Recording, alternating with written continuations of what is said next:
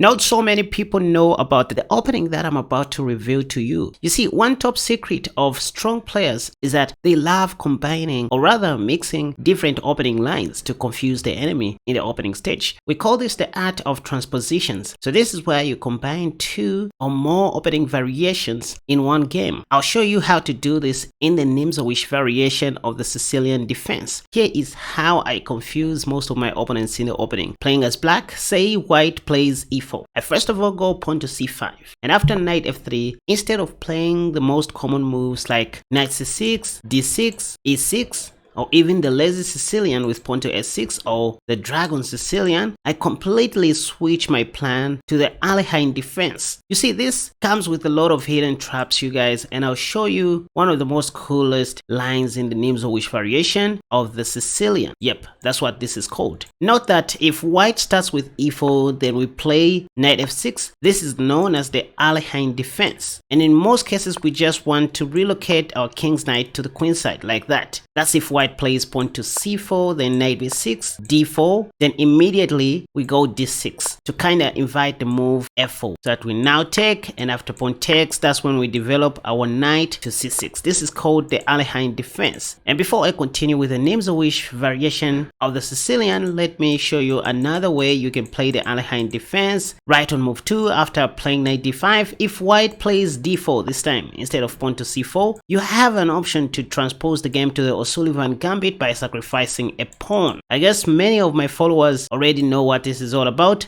If bishop takes, we intend to sacrifice another pawn on c5 so that if they take this as well, we then surprise them with the move queen a5 check. This wins the bishop in the next few moves. I mean, if white doesn't respond correctly. For example, if they just play knight c3, here we can just take and on the next move grab that bishop. So I want you to picture this idea of the Alekhine defense where we win white's bishop in this manner. Maybe that will appear in the Nimzowitsch variation of the Sicilian as well. So now back to the Sicilian defense. After e4, we usually go c5, and after knight f3, we want to kind of transpose back to the Alekhine with the move knight f6, attacking the pawn on e4. The top played move in the master's database is pawn to e5, and just like before, this is when we go knight d5. One of the moves you're going to see at beginner and intermediate level is the move pawn to d4. Of course, the best you can do is just to take if you want to play normal chess, but it is in this position where you can surprise your opponent by offering them another pawn.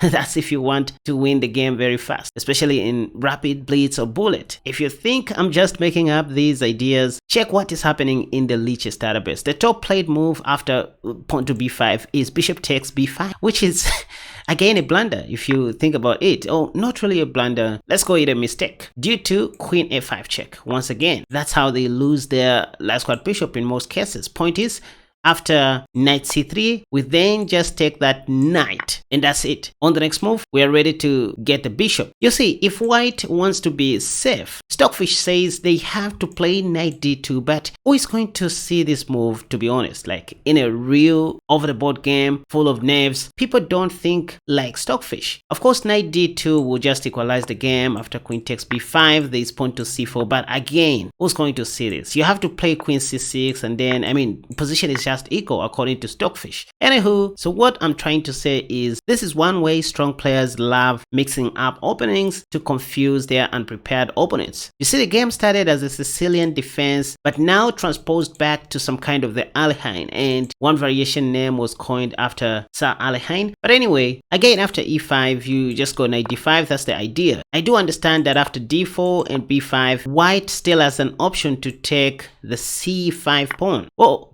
after this, you can just go pawn to e6. It's not much of a stretch. I mean, you're just going to get back that pawn for free. They can't even play pawn to b4 to hold on to that, by the way, due to knight takes. Once again, you will see this move, bishop takes b5. But whenever you see this move, just know that white will lose very quickly due to queen a5 check. Once again, they don't see this move. Again, they have to find this stockfish defense knight bd2, which is very difficult to find. I mean, humans don't think like engines. And that's why you see that the top played move in the Lichess database is knight c3, after which you can gladly take that knight, attacking the queen and win the light squad bishop on the next move. Now say, what if white doesn't play pawn to d4, back on move number 4? They don't have to. In fact, c4 is the top played move in the Lichess database. Now I want you to keep this in mind. When you reach this Sicilian position in the Nimzowitsch variation, always remember to put this knight on c7. There's a reason for that. You see, if you just play a normal looking move, knight b6, which is not even bad, you are not going to be attacking anything on c4. That pawn is well defended. Your knight will only become passive. So think of this in this way. If you put your king's knight on c7, at least it will be easier for you to make follow-up moves such as pawn to b5, s6, something like that. Or start with s6, then pawn to b5. Your knight on c7 will be more active. At least it will also be supporting the move pawn to d5 in some way. So what am I saying? After e4, c5, knight f3, and knight f6, the Alekhine move, this knight usually sits on c7 in normal games, not on b6. Forget knight b6 in this type of Sicilian defense. Anywho, e5, knight d5, then white plays pawn to c4, the top played move. Remember to go knight c7. Once you do this, you are safe. Now it is in this position where you're going to see white playing d4. I mean, what else can they do? I mean, we are just going to start playing normal chess from here. The whole idea is just to get out of the opening stage safely, or just to confuse our opponents a little bit. So d4, if they play this move, that's when you take. That becomes the normal Sicilian defense, right? They mostly take back with the knight. And now, up to you to transpose the game back to the dragon, kind of the perk, if that's what you're used to. Or in this case, play my recommendation, pawn to d6, trying to open up the center immediately. So d6 kind of makes sense to me, since after ed, I can safely take back with the queen, not worrying about, exchanging my queen. If white doesn't take after d6, and let's say they just play knight back to f3, well, there's this other idea of advancing this d pawn if you don't want to prematurely exchange queens. Another option is to go knight c6, which is the best according to Stockfish, so that after pawn takes, now you take back with the queen or the pawn, or depending on your playing style. But I love d5. Point is, I just want to develop my pieces normally. I don't want to exchange queens very early in the opening stage. If white takes, well and good, I have knight takes d5. If bishop c4 is played, well and good, I can go bishop e6. If I just want to continue surprising my opponent, I'll just play pawn to e6, a most standard move. If bishop takes, here I can even go for the queen exchange. Why? Because I have a bishop pair advantage. But for those of you who love keeping your queen for the end game, you can as well just, take with the pawn. It's not much of a stretch. After knight c3, you go bishop e6 and life continues. So you can even pin that knight, play knight c6, castle short. Another idea is just to simplify the game. So let's go through this one more time. e4, c5, knight f3, then boom, knight f6. After e5, that's when you want to go knight d5. And after pawn to c4, where did I say you should put this knight? I said in the Alekhine Sicilian, you want to put your knight on c7 at best. It doesn't belong on b6. So you go knight c7. If you want to completely avoid this queen trade, consider playing pawn to d6 and take back with your queen as quickly as you can, especially if white is just making non-committal moves like pawn to b3. By the way, you can even play knight e6 here. Once your knight is on e6, it becomes a monster knight. But anywho, d6 is what I'm preaching about. The idea is just to take on d6 with your queen or something like that. For example, ed, queen takes. Then you continue doing whatever you do. Here you can even go pawn to e5 next, bishop e7, castle short. Just oversimplifying the game. Why are we doing this? Why do strong players love doing this? You see, strong players love dictating the game. They love making their opponents play on their terms. And that's what I love doing most of the times. People who have seen me playing in over-the-board games will tell you, I have so much freedom in the opening stage because I do what I want, not what my opponent wants. That's the most important thing in this lesson, you guys. We want to play our game. We want our opponents to play on our terms. You want to be the one to control the game. That's the word of the day. But for now, let's talk about this idea of putting our king's knight on c7. Are there times when we can put that king's knight on b6? The answer is yes. When? See, after e4, c5, knight f3 and knight f6, e5 and knight d5. There are moments when knight b6 may become useful only if white plays bishop c4. After that, it kind of makes sense for us to play knight b6. Why? Because we are attacking a piece which is not defended. It's a different scenario when white plays pawn to c4. I mean, if we go knight b6, what are we attacking? If anything, we're just obstructing our b pawn. So in that case, knight c7 becomes useful in preparation for a6 and pawn to b5, something like that, or d5. But if white plays bishop c4, it kind of makes sense for us to play knight b6.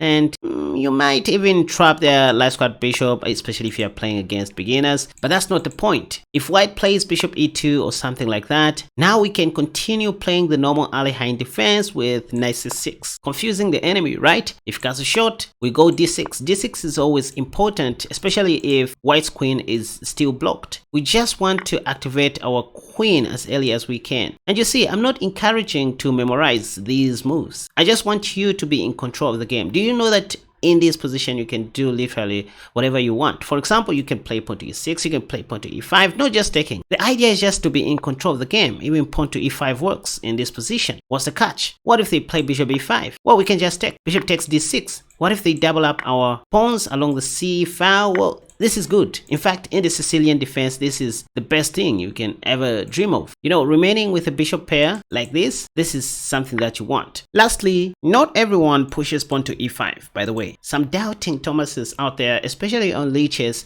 play the move knight c3. After knight c3, they are asking you to go back to your normal Sicilian ideas of playing those highlighted moves. It's absolutely fine. In fact, in this position, they are expecting you to go knight c6 or d6. There is this other idea I kind of discovered last year. Instead of playing pawn to d5 or d6, you want to go e6. The whole point is you want to give white one more chance to see this move, pawn to e5, so that you continue playing your Alekhine defense line. So if white plays pawn to e5, now you simply go knight d5. Then what if they just double up our pawns like this? This is only good for black. We have many pawns on the center. d4, yeah, we have d6. If dc, that'll be easy for us. If ed, we just take. If dc, again, we just take. Yes, we have an isolated pawn, but this can easily be traded off. We're going to play d4. We're going to castle short. etc. Bishop b5 check, knight c6, castle short, castle short. How do we get rid of this?